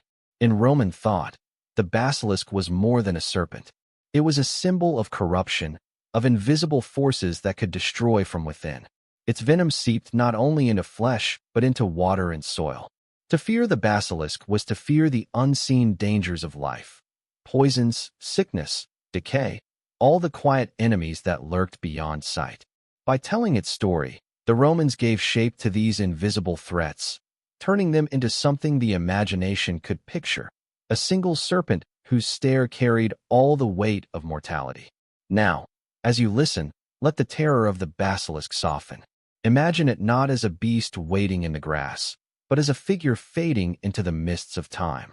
The barren fields it left behind are blooming again, the rivers run clear, and the air is light and safe. The serpent, once so powerful, has dissolved into myth, its gaze no longer deadly but gentle, like the closing of your own eyes as sleep approaches. There is something almost peaceful in its image when stripped of fear. A serpent, small and still, resting beneath the warmth of the sun. Its crown glimmers faintly, not with menace but with calm, as if it too has grown weary of its own legend. The basilisk, once dreaded, becomes part of the endless cycle of stories, born, feared, and then laid to rest. In this quiet, let the basilisk guide you not to dread but to reflection. Its story reminds us of the hidden dangers of life, but also of the resilience that counters them. Just as roosters crow to greet the morning and scatter the night, so too does every fear meet its end. The gaze that once killed now closes softly, like your own eyes drifting shut. So breathe slowly, gently, and let the serpent's myth fade into silence. Its venom no longer burns, its stare no longer binds. All that remains is the calm of night, the safety of story, and the steady pull of rest. The basilisk has gone, leaving behind only quiet earth and the peace of dreams. In the hush of the Roman night, when lamps burned low and streets grew empty, certain whispers carried more weight than others. Mothers would draw their children closer, travelers would hasten their pace, and storytellers would lower their voices. For in the hours after midnight, when the city seemed to breathe in silence, there was said to be movement, shadows that prowled, unseen but felt. These were the Lamii, the night hunters of Roman lore, whose very name stirred unease in those who heard it. The Lamii were not born of Roman imagination alone. Their roots reached back to Greek myth, where they began as a tragic figure, a queen named Lamia, cursed by Hera to become a child-devouring monster. Over time, this story deepened into something darker. By the Roman period, Lamii were no longer a single cursed woman but a class of creatures, spectral women who stalked the night, preying upon the vulnerable, feeding on life itself. Their hunger was insatiable, their presence chilling. Descriptions varied, but most agreed that Lamii appeared as women, sometimes alluring, sometimes terrifying. They could bewitch with beauty, drawing the unsuspecting close, or reveal themselves as hideous monsters, with distorted faces, sharp teeth, and eyes that glowed faintly in the dark. They slipped between the two forms as easily as shadows shift in the moonlight. This fluidity made them especially frightening, for one could never be certain if the figure glimpsed in the distance was a neighbor, a traveler, or a Lamia waiting patiently. In Roman tales, Lamii were often invoked to warn children. Just as some cultures whispered of bogeymen, Romans whispered of Lamii, beings that would slip silently into homes to snatch those who had strayed too far from safety. The fear was sharpened by the belief that Lamii were not bound by walls or doors. They came with the night itself, carried on its silence, and their hunger was relentless. To fall asleep unguarded was to risk their approach. Yet beneath the terror, Lamii also symbolized anxieties more familiar. They embodied fear of the unknown in the night, of illness that came without warning, of grief that stole away the young before their time. By giving these fears a form, women with shifting faces and insatiable hunger, the Romans turned the formless dread of night into a story, something to be told and retold, its edges softened by words. Some accounts suggested that Lamii could be repelled. Charms, amulets, and prayers were offered to keep them at bay. Certain rituals, whispered at doorways or written upon tablets, promised protection against their entry. In this, the Romans found comfort. Though the night was dangerous, it could be guarded against, and human ingenuity might still outwit the shadows. Now, imagine the Lamii not as terrors lurking in the dark, but as stories fading into the distance. Their footsteps no longer echo in the streets. Their whispers no longer circle the sleeping child. They are not prowling outside your window. They belong to another time, another people, their power lost as Rome itself gave way to silence. The night around you is not haunted but peaceful, a space filled not with hunters, but with stillness. Let the image of the Lamia soften in your mind. Where once her eyes glowed in hunger, now they dim to embers. Where once her teeth flashed, now her smile fades into calm. She is no longer stalking, no longer seeking, only dissolving into mist, leaving behind the lesson of her tale, that fear can be faced, named, and then allowed to drift away. At bedtime, the Romans used such stories not only to frighten, but also to reassure. For every Lamia that prowled the darkness, there were guardians and protectors, household gods, family, faith. And beyond all fear, there was always the dawn. The Lamii belonged to night, and when the sun rose, they vanished utterly, powerless beneath the light. So as you listen, breathe slowly. The Lamii are gone, their hunger stilled, their presence only a shadow of memory. The night around you is safe, filled not with hunters, but with rest. Their story has been told, their power diminished, and now they can do nothing but lull you further toward dreams. In the vast gallery of monsters that haunted the Roman imagination, few were as unsettling as the Empusa. To speak her name was to conjure unease, for she was not bound to one form, one face, or even one kind of body. She was a shapeshifter, a stalker of the night, a figure that embodied uncertainty itself.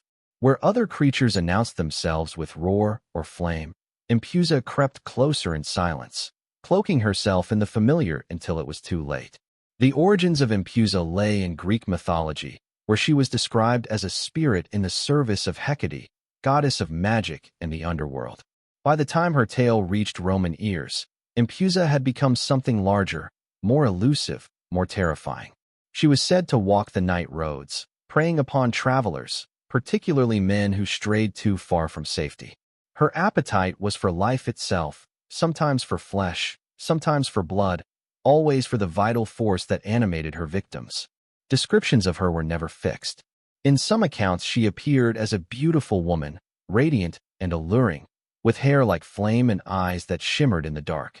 In others, she was grotesque, her face distorted, her limbs twisted, her body half human, half beast.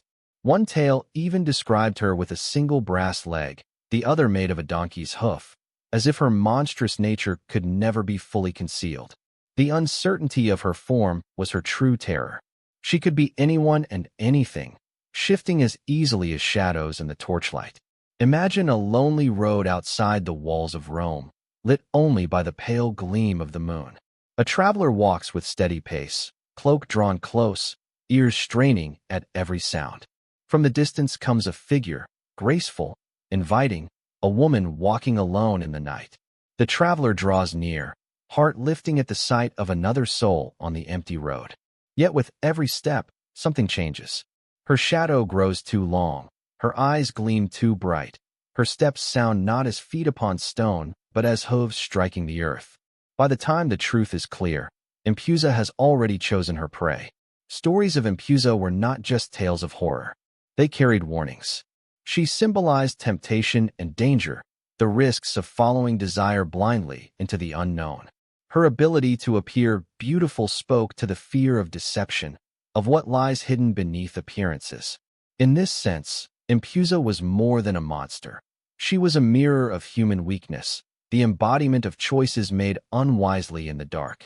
Yet, as with many monsters, her story also contained its counterweights. Some believed Impusa could be frightened away by ridicule, that laughing at her, mocking her strange form, stripped her of power. Others said that prayers to protective spirits or household gods kept her from drawing near. By these beliefs, Romans softened the edge of fear. Even a shapeshifter could be resisted. Even the night's most deceptive figure could be unmasked. As bedtime stories, the tale of Impusa was told with a mixture of dread and reassurance. Parents warned their children not to wander, not to follow strangers, not to be deceived by what seemed too good to be true. But they also reminded them that Impusa was not invincible. She was a shadow that faded when faced with courage or cleverness, a monster that thrived only when fear gave her power. Now, as you hear her story, let Impusa's image take form in your imagination. See her shifting shapes: woman, beast, shadow, flame. Each appearance dissolves into the next, never resting, never stable. At first it unsettles, this endless change. But then, slowly, it grows faint. The brass leg dulls, the hoof softens, the glowing eyes close. She is no longer stalking the road, but dissolving into mist, her many forms melting back into the realm of forgotten dreams. There is a strange peace in her fading. For in truth, Impusa is not waiting on the road outside, not hidden in the corners of the night. She belongs to another world, a myth carried through centuries, her power reduced now to words spoken in quiet tones. In the safety of your own room, she is no more dangerous than the flicker of a candle before it gutters out. Let her lesson remain, but let her presence go. The night does not hold her steps. The darkness outside your window does not carry her shifting shadow. What remains is stillness, the gentle rhythm of your breath, the slow settling of the world as it drifts toward sleep.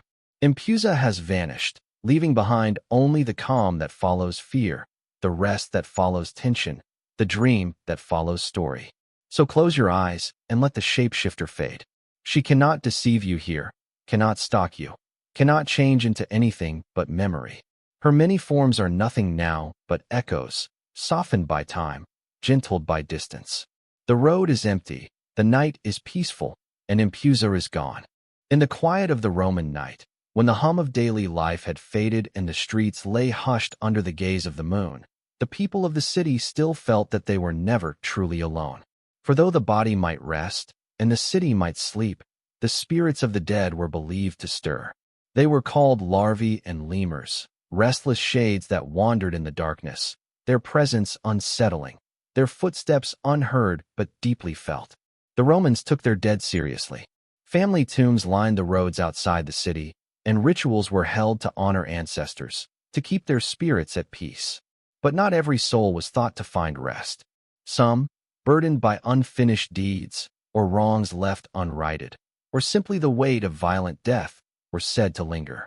These shades, unquiet and unsettled, became the larvae and lemurs, night haunters who slipped between the living and the dead. The lemurs were often described as formless, dark, and cold. They did not appear in solid shape like a ghost might in later tales, but instead drifted through shadows, felt more than seen. A sudden chill, a flicker of movement at the edge of vision, the sense of being watched when alone, these were the signs of their presence. To Romans, such sensations were not dismissed as imagination, but understood as the brush of the restless dead. The larvae, by contrast, carried a sharper edge. They were sometimes said to torment the living, whispering dread into dreams, unsettling homes, bringing illness or misfortune.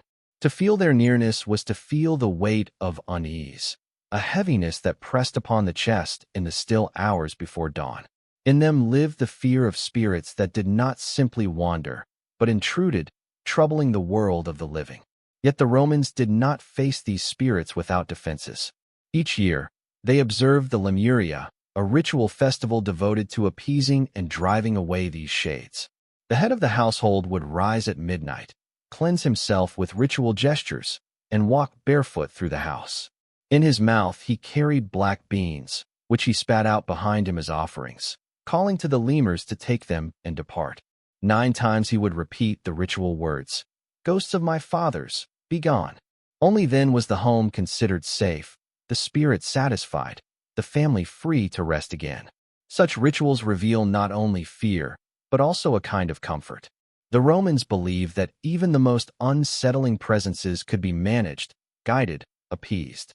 The lemurs and larvae were not invincible terrors. They were part of the balance of life and death, acknowledged and respected, but not beyond control. By giving the dead their due, by honoring the unquiet, the living could claim peace. Now, as you listen, imagine these nocturnal spirits not as terrors lurking in your own night, but as shadows long faded. The rituals that once drove them away are no longer needed, for their time has passed. The chill in the air is only the coolness of night. The whisper at the edge of hearing is only the hush of wind. The larvae and lemurs no longer wander. They belong to Rome's memory, their footsteps lost in history. Let their story become gentle in your mind. Where once they unsettled the living, now they rest. The black beans are no longer scattered, the rituals no longer whispered, for the shades themselves have grown quiet. Their journey is finished, their hunger satisfied, their whispers stilled. What remains is not dread but peace, the calm that follows when even restless spirits have finally laid down to sleep. The Romans, in telling of larvae and lemurs, gave shape to the universal fear of what moves in the dark, of what lingers when life has ended.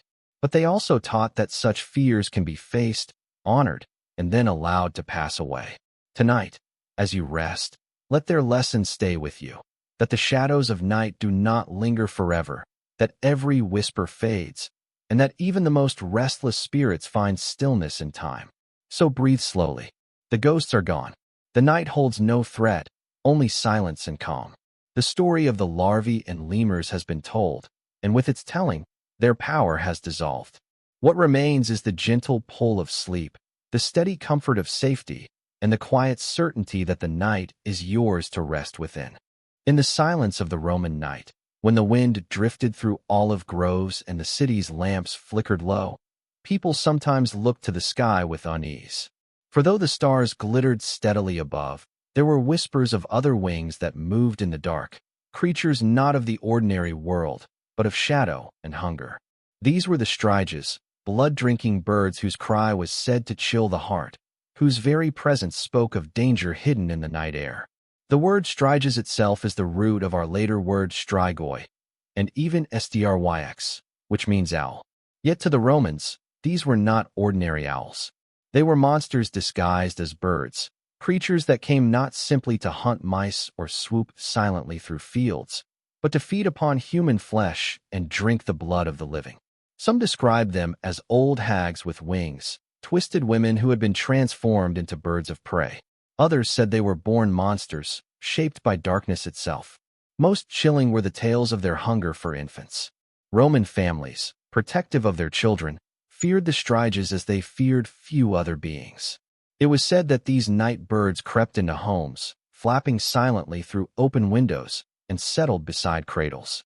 With their sharp beaks they drew the lifeblood from babies as they slept, leaving them pale, weakened, or worse.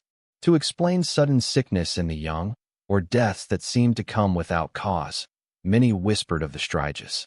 Yet their hunger was not limited to children.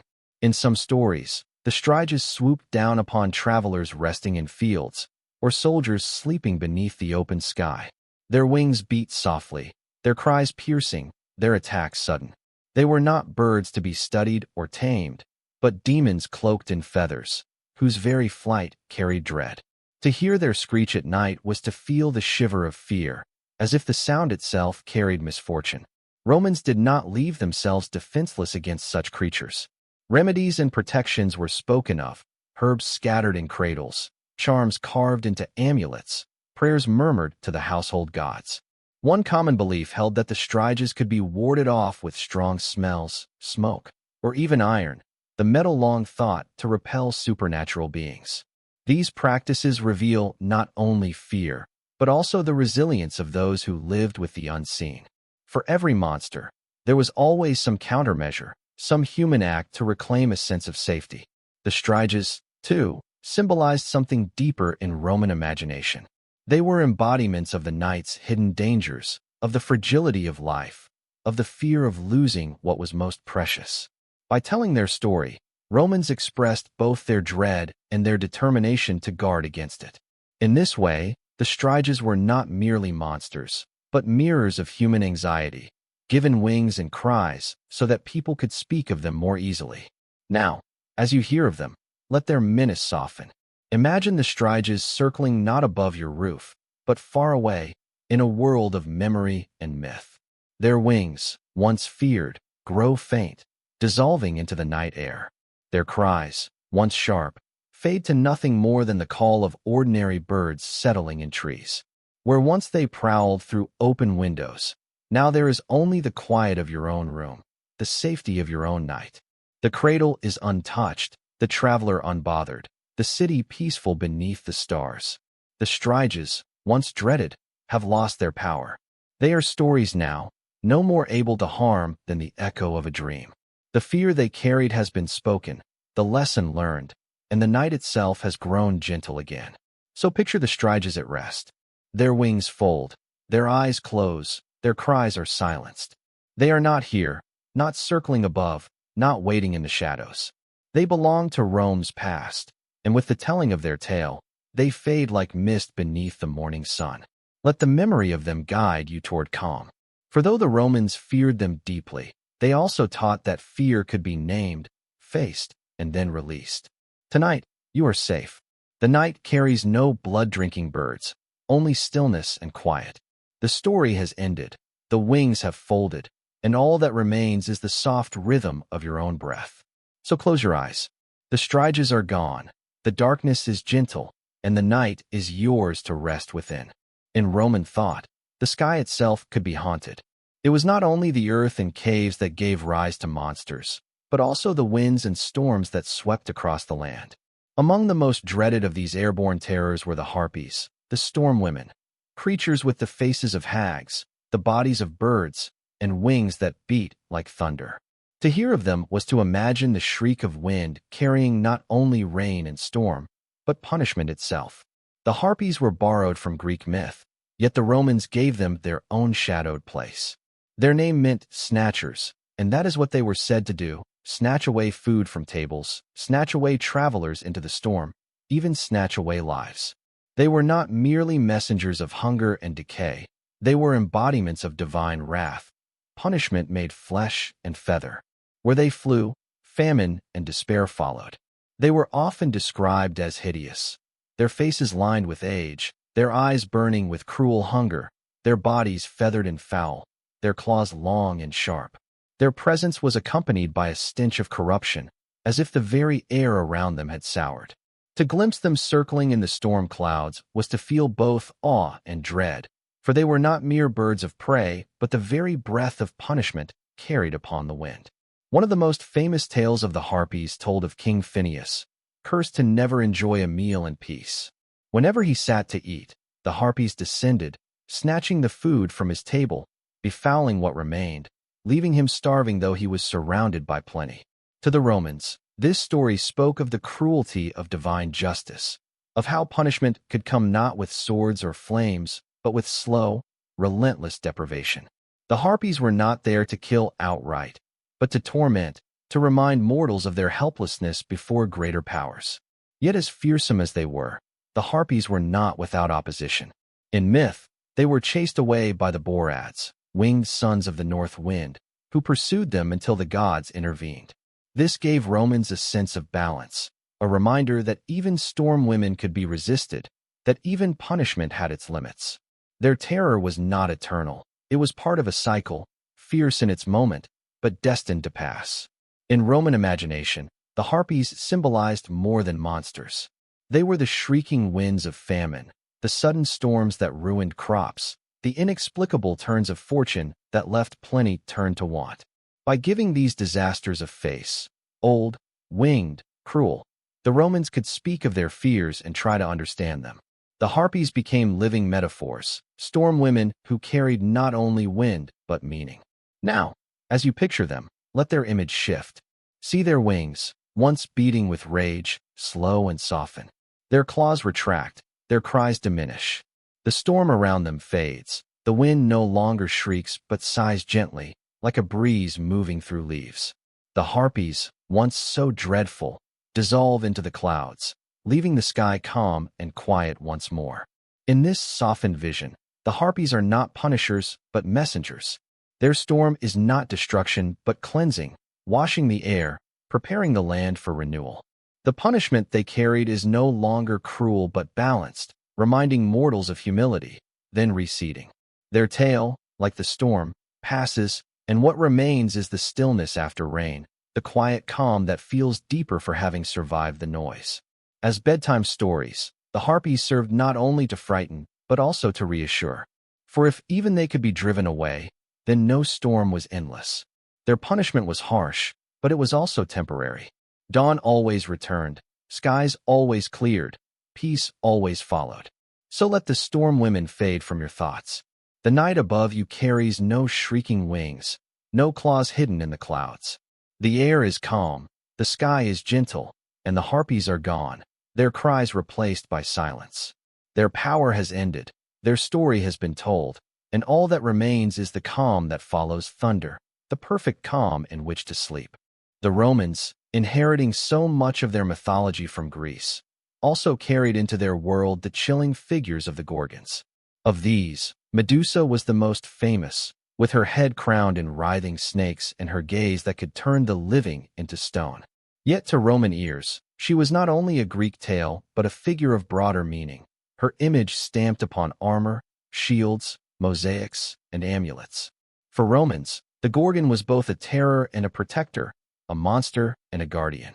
The Gorgons were imagined as three sisters, Stheno, Euryale, and Medusa. Two were immortal, but Medusa was mortal, and it was she whose story traveled most widely. In Roman retellings, her monstrous head was not merely the end of a hero's quest, but an object with lasting power. Perseus, who severed it, carried the head with him, its gaze still potent even after death, turning enemies into stone. The Romans admired this detail, for it spoke of power that lingered, of fear that could be wielded as strength. But the Gorgon's head was not only a weapon in myth, it became a symbol in daily life. Roman soldiers carved her face upon shields, breastplates, and buildings, believing her petrifying gaze could ward off evil. To wear the Gorgon was to say, "I carry with me a terror greater than yours." In this way, the monster was transformed into a protector, her power harnessed to safeguard those who feared her. The same snakes that once hissed with menace now coiled as guardians. For the Romans, then, the Gorgon was not simply a tale of horror, but of paradox. She embodied both destruction and defense, dread and reassurance. Her monstrous beauty carried lessons about the duality of power, that what is feared can also be revered, that what terrifies can also protect. To live in Rome, surrounded by wars, storms, and uncertainty, was to understand that fear itself might be a shield if embraced rightly. In bedtime stories, the Gorgons carried a subtle rhythm of fear and safety. Imagine them now, their hair alive with serpents, their eyes unblinking, their mouths twisted into half-human, half-animal grimaces. To stand before them would have been to feel frozen, your breath caught, your body rigid, as if stone already claimed you. Yet picture also the soldier, steady in battle, whose breastplate bore her image. He did not fear her, he wore her. In his mind, she stood between him and danger, her terrible gaze turned outward to protect him. The Romans, in this way, transformed the monster into a talisman. It is as if they learned to hold their fears close, to turn terror into comfort. For what is more soothing than to believe that the thing you fear most is already on your side? Now, as you rest, let the sharpness of the Gorgon fade. The snakes in her hair grow still, no longer writhing but coiling softly, like ropes laid to rest. Her eyes, once blazing with the power to petrify, close in slumber. Her mouth softens, her grimace relaxes. She is no longer a monster before you, but a symbol carved in stone, silent and still. She cannot harm, she cannot strike. She rests, as you will rest. And in her stillness, she guards. Imagine her face upon the gates of the night, keeping away every shadow, every restless spirit, every wandering fear. She does not turn you to stone, but instead turns away the things that might disturb your sleep. She has been feared, she has been worshipped, and now she stands quietly as your protector. The Gorgon's tale, then, is not only one of terror, but of transformation. From monster to guardian, from curse to blessing, her story reminds us that fear itself can be shaped, can be softened, can even become a shield. The Romans understood this balance deeply, and it gave them comfort in a world filled with uncertainty. So let her image rest with you tonight, not as a face of horror, but as a guardian's mask. The snakes are silent, the gaze is closed, the monster is at peace. Her story is finished, and in its ending, she offers you calm. Breathe deeply now. The Gorgon has faded into history, her power softened into symbol, her terror turned to protection. She will not wake again. The night is safe, the world is quiet, and sleep is close at hand. Long before the familiar gods of Rome reigned, before Jupiter's thunderbolts struck from the sky, before Neptune ruled the seas, before Pluto closed the gates of the underworld, there were older powers. They were vast, primal, and untamed, born not of order but of chaos. These were the Titans and the Giants, immense beings who filled the Roman imagination with awe and dread. Their stories came to Rome from Greece, yet they settled into Roman thought as reminders of what lay before civilization, before law, before the steady rhythm of the gods. The Titans were the children of earth and sky, Gaia and Uranus, immense beings who once held dominion over all creation. Among them was Saturn, the Roman name for Cronus, who ruled for an age of plenty before being overthrown by his own son, Jupiter. To the Romans, this story explained why their world had seasons of abundance and hardship, why power always shifted, why no reign could last forever. The fall of the Titans was not merely myth. It was a symbol of the passing of ages, of the inevitability of change. The Giants, by contrast, were creatures of rebellion, born from the blood of Uranus and raised in defiance of Olympus. They were imagined as towering beings, their feet planted upon the earth, their heads brushing the heavens, their strength enough to hurl mountains and shake the land itself. In Roman tales, they rose in fury against the gods, seeking to overthrow them, to topple the order that Jupiter had built. Their defeat came only through thunderbolts and divine fire, the earth scarred by their fall. To the Roman ear, these stories carried both fear and reassurance. Fear, because they spoke of forces older and stronger than humanity, forces that could not be reasoned with, only endured.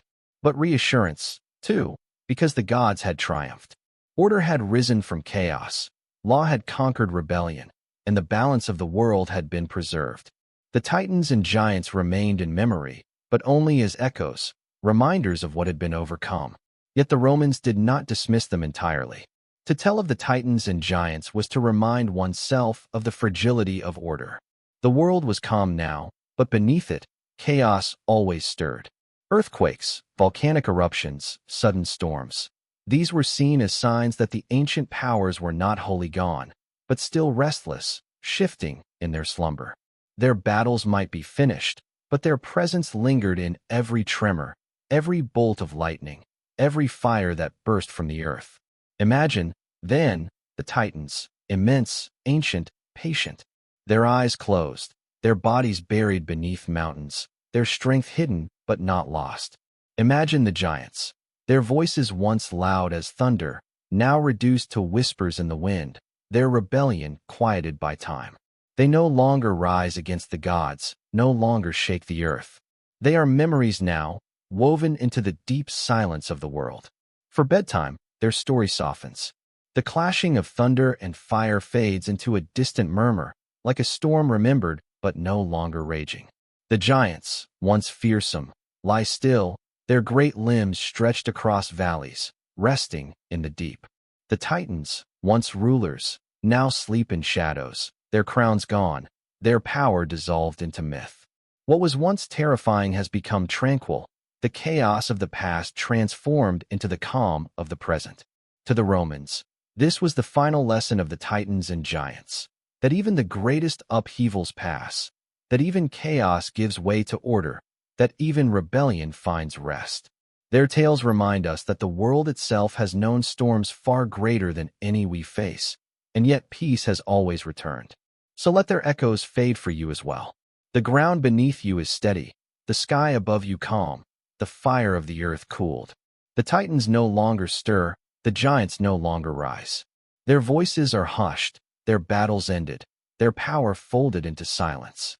Breathe deeply and feel the quiet of their absence. Where once they raged, now only peace remains. Their story has been told, their chaos has ended, and their memory now serves only as a gentle reminder that no storm, no rebellion, no chaos endures forever. Sleep now in the safety of their silence. The titans and giants are gone, their age past, their voices stilled. The night holds no chaos, only calm, only rest. When we step back from the shadows of Roman mythology, from the monsters that haunted the imagination of an empire, a larger pattern begins to emerge. These creatures were not only figures of fear, but symbols, stories shaped to explain the mysteries of life, the uncertainties of the world, and the hidden anxieties of the human heart. To speak of them was not simply to frighten, but to reflect, to seek meaning in the chaos, and to hold close lessons that might otherwise be too vast to grasp.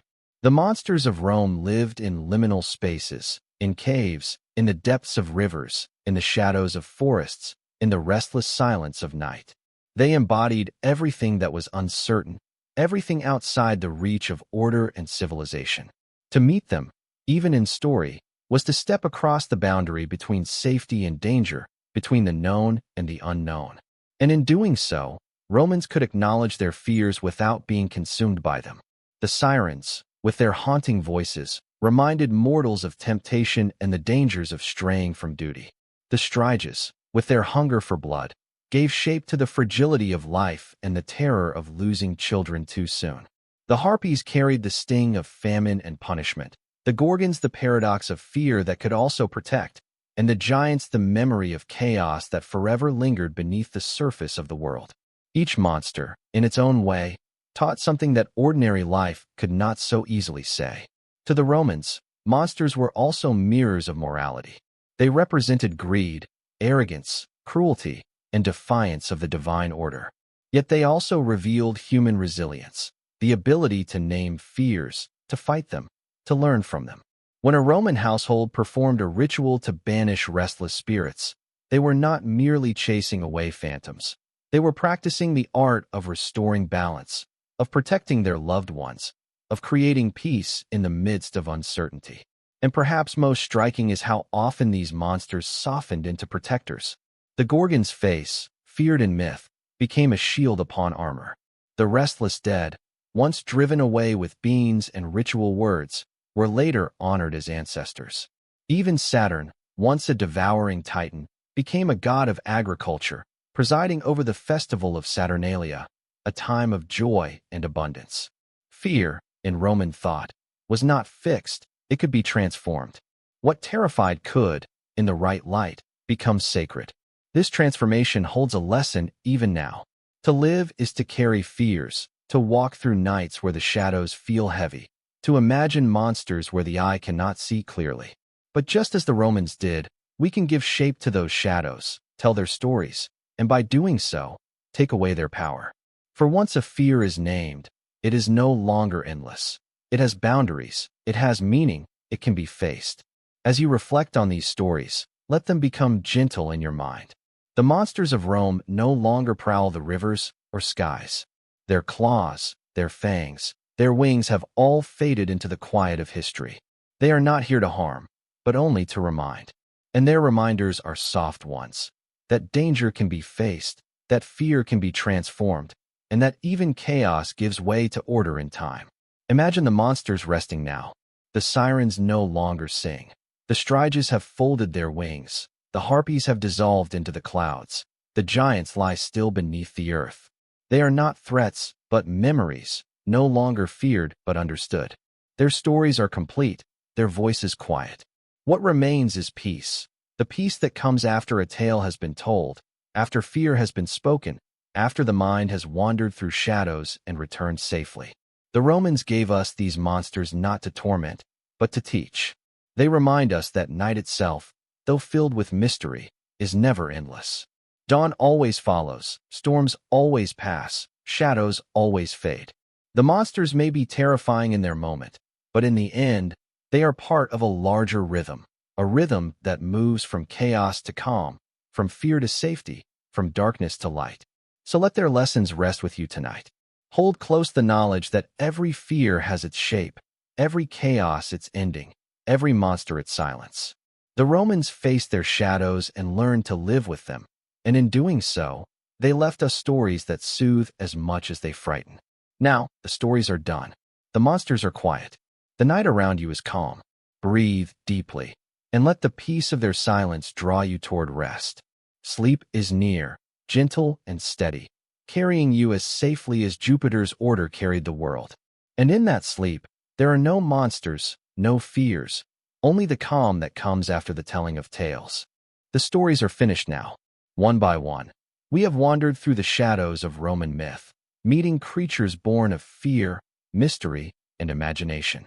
They have been strange and unsettling, sirens with their voices like honey, restless ghosts pacing through the night, blood-drinking striges, storm women shrieking in the skies, gorgons with their stony gaze, giants shaking the world with their rebellion. Each appeared in turn, each carried its burden of dread, and each has now been spoken into silence. For that is the gift of storytelling. When fear is given a voice, it loses its sharpest edge. The Romans, living in a world filled with uncertainty, found comfort in these tales not because they glorified terror, but because they allowed terror to be named, to be understood, and, in the end, to be overcome. By telling stories of monsters, they gave themselves ways to face the unknown, to endure the storms of life, and to rest in the assurance that no fear is endless. As you lie here now, imagine all the monsters of Rome slowly dissolving into the air. The restless shades of larvae and lemurs sink back into the earth, soothed by ritual and memory. The striges fold their wings and vanish with the night winds. The harpies drift into soft clouds, their cries no louder than the sigh of a breeze. The gorgons' eyes close, their snakes quiet, their faces becoming still masks of stone. Even the giants and titans, so vast, so terrible, lie down in silence, the ground above them calm, the mountains at rest. They are no longer here. They belong to yesterday, to history, to myth. They have no place in your night, no power in your dreams. All that remains is the gentle echo of their stories, echoes that lull rather than frighten, that soothe rather than stir. You have walked through shadows, and now you stand in calm. The Romans themselves ended many of these tales with ritual, with offerings, with prayers. We can end them with silence. A silence that spreads like a blanket across the mind, softening each thought, dimming each image, bringing everything into stillness. For silence, too, is a kind of protection, a reminder that the world does not always demand effort or defense, that there are moments when the only task is to rest. So breathe deeply now. Let the breath fill your chest, then release slowly, gently. Feel the heaviness in your body, the calm in your limbs, the quiet in your thoughts. The monsters are gone. The stories are complete. The night is safe. Perhaps, in some quiet way, the Romans were right. Monsters are not only to be feared, but also to be honored. They hold the lessons we do not always wish to face, but which guide us nonetheless. And when their lesson has been heard, they fall silent, leaving behind a space for peace. Tonight, you have heard their stories. You have learned their shapes, their cries, their hunger, their rage. And now, you have seen them fade, one by one, until none remain. You are safe, surrounded not by claws and wings, but by calm and rest. Let that calm deepen with every breath. Imagine yourself lying beneath a Roman sky, the stars bright above, the city asleep, the roads empty, the fields hushed. No spirits wander, no monsters prowl, no storms rise. Only stillness, only quiet, only the gentle rhythm of the night. The Romans told their stories for many reasons, to frighten, to explain, to comfort. Tonight, their stories have served a gentler purpose. They have guided you through the shadows, and now they leave you at the edge of sleep. A safe place, a quiet place, a place where you may rest without fear. So close your eyes. Let the last traces of the monsters drift away. Feel the weight of your body sink, as if the earth itself cradles you. The world is calm, the night is deep, and sleep is waiting. The monsters are gone. Their voices are quiet. Their shadows have passed. All that remains is peace, as soft and steady as the breath that carries you into dreams. Sleep well, and let the night hold you gently.